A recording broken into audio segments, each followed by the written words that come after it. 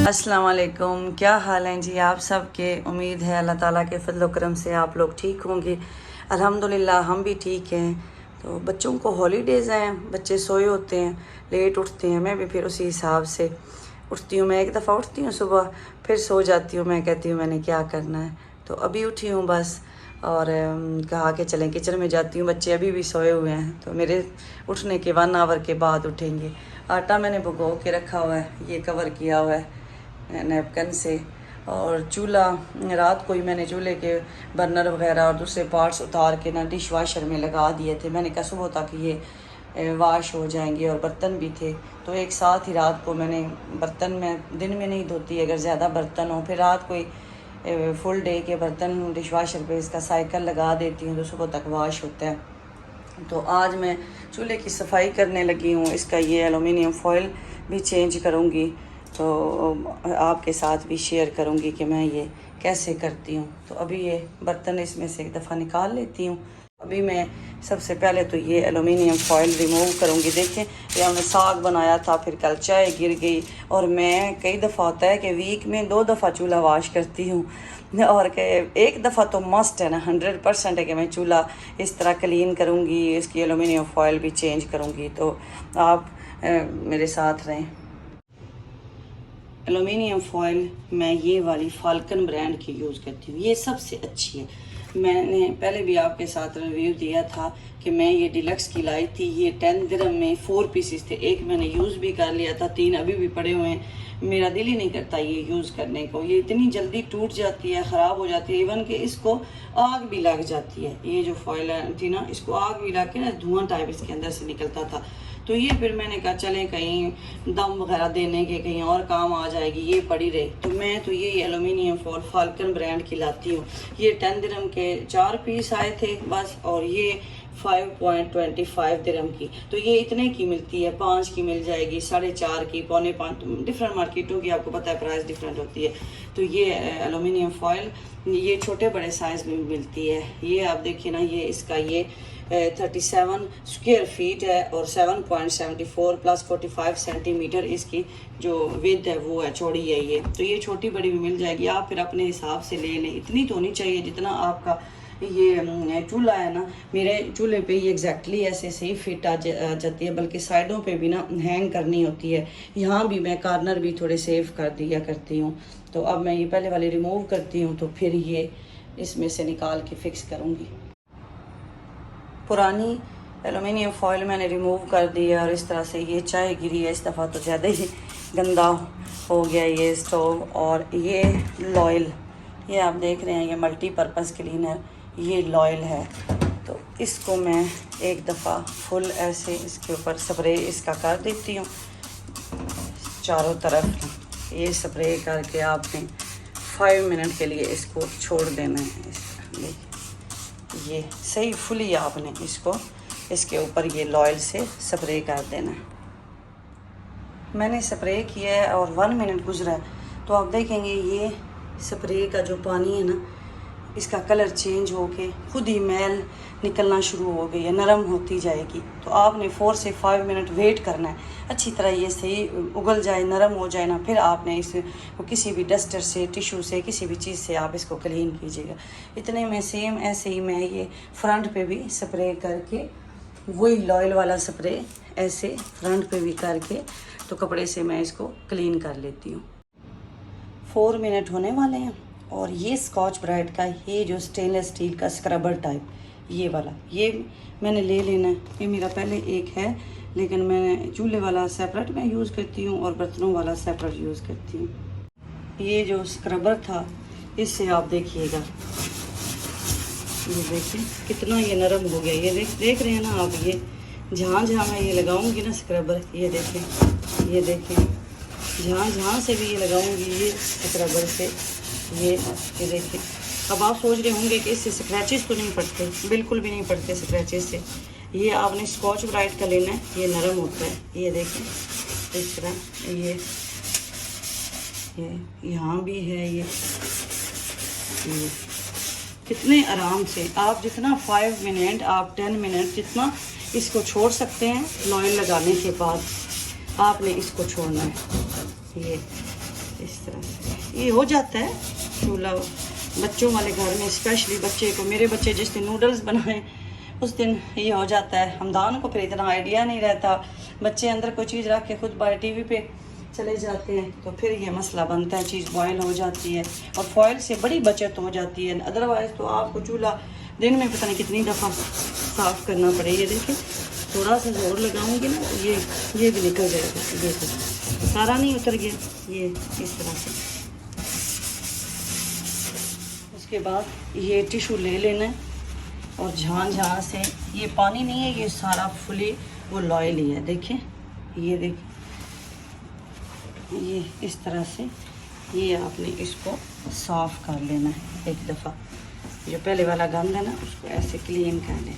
ये आप देख लें इस तरह टिशू से ना सही वो अंदर से पानी जो है ना बर्नर वाले पोर्शन से भी एब्ज़ॉर्ब हो जाता है। ये अब इसको एक दफ़ा मैं दोबारा लगाऊंगी। ये तो इसी तरह से आपने इसको क्लीन करते रहना है। तो मेरा जब फाइनली क्लीन हो जाता है मैं आपको दिखाती हूँ। अभी ये कंप्लीट क्लीन हो चुका है ये। और ये जो आपको इसका दाग टाइप नज़र आ रहा है ना, ये जल गया था एक दिन ऐसे ही ना, इसके ऊपर पूरा ऑयल गिर गया था और ये जल गया था। तो जली हुई चीज़ तो वो इसके बॉडी के अंदर ही वो दाग टाइप बन गया है ये। बाकी ये पूरा क्लीन हो चुका है। ये लॉयल ज़बरदस्त है, मैं पहले भी आपको काफ़ी दफ़ा रिकमेंड कर चुकी हूँ। तो अभी मुझे ये 10 से 15 मिनट लगे हैं। मैंने वो स्क्रबर से इसको अच्छी तरह क्लीन कर लिया है। इसके गिलास के ऊपर भी मैंने यही स्प्रे किया था, उसको भी टिशू से क्लीन करने के बाद मैंने सेम उसी कपड़े से इस सब को क्लीन कर लिया है। फ्रंट से भी क्लीन हो गया है। तो अब टाइम आ गया है फॉइल का, तो मैं फ़ॉइल डाल लेती हूँ। फॉइल क्यों डालते हैं, कोई भी चीज़ है जब गिरती है वो फाइल के ऊपर गिरती है, आपका चूल्हा गंदा नहीं होता, फाइल को आग नहीं लगती, क्योंकि ये एलुमिनियम इसके अंदर होता है तो इसको इसलिए फायर नहीं लगती। तो आप टेंशन फ्री हो के, लेकिन वही मैंने आपको बताया कि इसमें भी अच्छी क्वालिटी होनी चाहिए। जो मैं पहले लेके आई थी उससे तो थोड़ा थोड़ा धुआं निकलने लग गया था।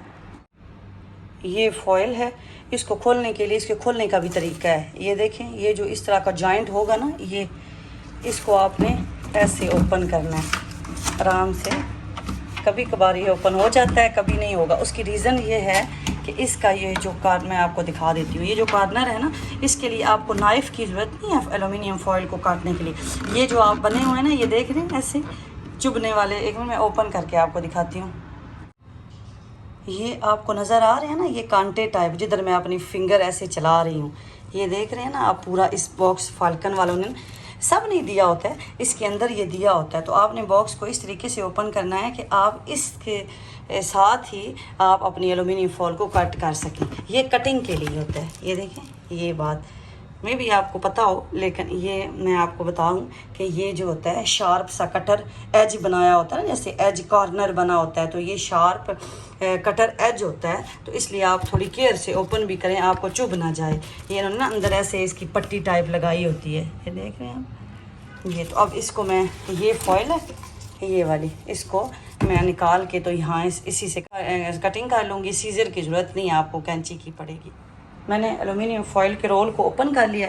फिर मैंने अपने चूल्हे के हिसाब से इसकी मैं मेजरमेंट करती हूँ कि मैंने राइट लेफ़्ट पे भी थोड़ा थोड़ा छोड़ना होता है ना। ये कितना मैंने, कितने सेंटी मैंने इस साइड पे छोड़ना है, कितने सेंटी इस साइड पे छोड़ना है, तो मैं ऐसे रख के मेजरमेंट कर लेती हूँ। फिर उसी को मैं ना डबल कर लेती हूँ। अब मैंने ये इतना कर लिया है ना, तो अब इसी को ऐसे मैं डबल कर लूँगी। तो मेरी डबल शीट्स आती हैं, एक शीट में ये पूरा नहीं आता। देखिए इसकी चौड़ाई कम हो जाती है, तो ये डबल शीट करनी है। तो मैं डबल ही इस तरह रख के तो डबल की कटिंग कर लेती हूँ। तो ये लंबा मैं काटूंगी क्योंकि मुझे फिर इसको दरमियान में से इक्वल पीस मेरे कट जाएंगे और मैं डबल काट लूँगी। जैसे मैंने बताया है कि आपको कैंची की ज़रूरत नहीं है। ये जो इसका एज बना हुआ है, ये देखें, उसके एज के ऊपर मैंने इसको प्रेस किया है इस तरह से नरम नरम थोड़ा करके, क्योंकि वो कटर टाइप है तो हाथ ना कट जाए, आप उसका भी ख्याल रखें। अब मैं आपको थोड़ा सा काट के भी दिखाती हूँ यहाँ से। ये देख रहे हैं, ये इसी से ये कटिंग हो जाएगी। क्योंकि मैंने एक हाथ में मोबाइल पकड़ा हुआ है, दूसरे हाथ से काट रही हूँ, इसलिए मैं आपको सही क्लियर नहीं दिखा पा रही। अब मैं आपको ना दिखाती हूँ। ये देखें, ये आप मैंने दोनों साइडों से इसको प्रेस कर लिया ना, तो अगर एक हाथ में मोबाइल ना हो ना, तो दूसरे से ऐसे देखें, ये प्रेस करूँगी ना, तो काटने की जैसे कैंची से हम काटते हैं उस तरह काटने की आपको ज़रूरत ही नहीं होती। ये बड़ा ईजी, ये देखें कितना इक्वली कट गया है। ये इतना, और इसके कार्नर भी ऐसे ही वो नोकदार टाइप बन गए हैं, ये जहाँ से मैंने इसकी ये कटिंग की है। तो इस तरह से ये जो इसका एज होता है ये काटने के लिए बनाया जाता है। तो ये मैंने काट लिया है। अब सिस्टर का ये भी माइंड में आया होगा कि ये एक रोल में कितनी दफ़ा डल जाता है। ये तो आपके चूल्हे पे डिपेंड करता है। मेरे चूल्हे पे तो 3 दफ़ा एक रोल में ये मैं डाल लेती हूँ, 3 दफ़ा सफाई के बाद। तो आपका अगर चूल्हा बड़ा है 6 वाला है बर्नर वाला, तो जाहिर बात है फिर 2 दफ़ा होगा, और ये फिर महंगा नहीं पड़ता। 5 दिरहम में अगर आप 2 दफ़ा डाल लें और आप 15 दिन बाद चूल्हे की सफाई कर लें, कोई 1 महीने बाद भी करता है, लेकिन मैं तो वीकली फिर करती हूँ। अब मैंने वो जो लंबा काटा था उसको मैंने डबल कर लिया है, तो यहाँ से फिर मैं उसकी दोबारा कटिंग करके इक्वली कटिंग कर लेती हूँ, 2 पीसेस बना लेती हूँ। अब मैंने इसके 2 पीस बना लिए थे, 1 पीस ये पड़ा हुआ है और 1 पीस को इस तरह से बस ऐसे ही आराम से मैंने इसके ऊपर रख दिया है, साइज़ के हिसाब से पीछे तक, कि चूल्हा पीछे तक गंदा ना हो। और इसका अभी कई दफ़ा मैं ऐसे करती हूँ, इसका शाइनिंग वाला, इसके डबल पार्ट होते हैं, एक तरफ से ज़रा मैट होता है, दूसरी तरफ से शाइनिंग वाला होता है एलुमिनियम फॉयल। तो वैसे तो जो शाइनिंग वाला होता है वही आपने टॉप पे रखना होता है, लेकिन कभी कभी मेरा दिल करता है ज़्यादा शाइन आ रही है फॉयल से, तो मैं डल वाला भी रख लेती हूँ, तो आपकी अपनी मर्ज़ी है। तो ये देखें, ये डाल दिया है। अब जो बर्नर है देखें, अब जो बर्नर है ना, बर्नर के वो जो बने होते हैं नेल टाइप ऐसे कील निकले हुए जहाँ से, अब इसको जब मैं थोड़ा सा ऐसे प्रेस करूँगी ना, देखें ये वो खुद ही नहीं ऊपर निकल आया। दूसरे को प्रेस करूँगी ऐसे, ये इतना हार्ड नहीं ना होता। ये देखें, ये भी निकल आया, ये भी निकल आया। इसी तरह से यहाँ भी है, वो भी निकल आया है। ये नीचे वाला इसके ये जो वाइट वाइट होते हैं चूल्हे के, मैं उनकी बात कर रही हूँ। ये भी निकल आया, ये भी निकल आया। तो इस तरह से फिर ये इसकी ग्रिप अच्छी हो जाती है। अब मैं इसका दूसरा पीस आपको डाल के दिखाती हूँ।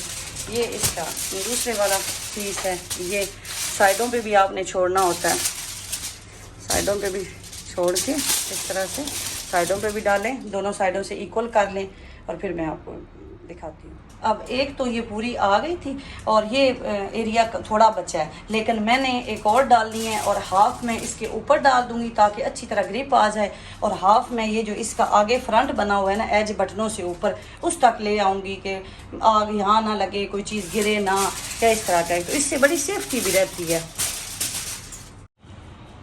तो अब ये इतना मैंने फ्रंट वाली साइड पे भी ये किया है बटनों के ऊपर, ताकि बटन डिस्टर्ब ना हो। साइडों पे भी छोड़ा है, तो ये डाल लिया है। तो सेम अब इसको भी ऐसे प्रेस करूँगी तो ये इस तरह इसकी फिटिंग सही एक दफ़ा सेट हो जाएगा। ये इस तरह से सेट हो गया। साइडों पे भी इस तरह से हाथ लगा दूँगी, कार्नर से प्रेस कर दूँगी। ये जो इसके कार्नर है ना, बस इनको भी ऐसे ही आपने फोल्ड कर लेना है। ये फॉयल होता है, ये फोल्ड हो जाता है इस तरह से। ये कॉर्नर भी ये ऐसे, इसको भी आप साथ लगा के तो इस तरह फोल्ड कर लें। ये फॉयल डल गया। अब बारी आती है बर्नर रखने की, और वो जो बर्नर की जगह बनी होती है उसको निकालने की। तो अब ये बर्नर जहाँ लगने हैं, मेरा तो बड़ा देसी सा तरीका है। मैं ऐसे करती हूँ, टच करती हूँ कि वो होल कहाँ है। ऐसे मैं टच करके ना मुझे आइडिया हो जाए। अब मुझे आइडिया हो गया कि वो यहाँ है, तो मैं थोड़ा सा अपनी फिंगर को ऐसे प्रेस करूँगी। ये देखें, तो मेरी फिंगर ने ये होल कर दिया, देख रहे हैं। सेम इस तरह मुझे आइडिया हो रहा है कि यहाँ मैं ऊपर प्रेस करूँगी तो यहाँ वो नीचे होल है। तो ये देख, ज़ोर से मुझे थोड़ा सा करना पड़ेगा। ये भी होल हो गया। फिर ये यहाँ बर्नर फिक्स होगा, यहाँ भी ऐसे ही मैं किसी छुरी वगैरह से नहीं करती, ये वो ज़्यादा हो जाता है ख़राब। ये होल मैंने कर लिया। इसी तरह ये भी 4 मेरे बर्नर है ना, मेरा जो स्टोव है 4 बर्नर है, ये भी मैंने कर लिया ऐसे। अब मैं इनको अपने हाथों से इन और पीछे कर लूँगी, फोल्ड कर लूँगी। मैं एक दफ़ा सारे करके आपको दिखाती हूँ। आप देखें, ये मैंने कोई भी इधर से पीस रिमूव नहीं किया, मैंने उसको साइडों पे फोल्ड कर दिया। यहाँ भी वही फोल्ड कर दिया, यहाँ भी, बल्कि उसके जो किनारे होते हैं वो ज़्यादा मजबूत हो जाते हैं, यहाँ भी। अब मैं आपको रख के दिखाती हूँ। ये बर्नर का टॉप वाला है जो मेरा आएगा, ये इसका एक होल इसमें ये आ गया फिट इसके ऊपर। फिर इसी तरह ये लगा के आपको दिखाती हूँ। ये भी आ गया इसके ऊपर ये लगा के दिखाती हूँ। ये बड़े आराम से ना इसके ऊपर लग जाता है। ये इधर लगा लेती हूँ ऊपर।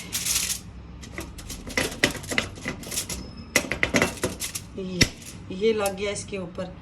अब इनके ऊपर ये कवर भी रखती जाऊंगी। इन्हें रख लिया, फिर ये रख लिया, और ये लास्ट वाला भी रह गया लगाने वाला, इसको भी लगा लेती हूँ।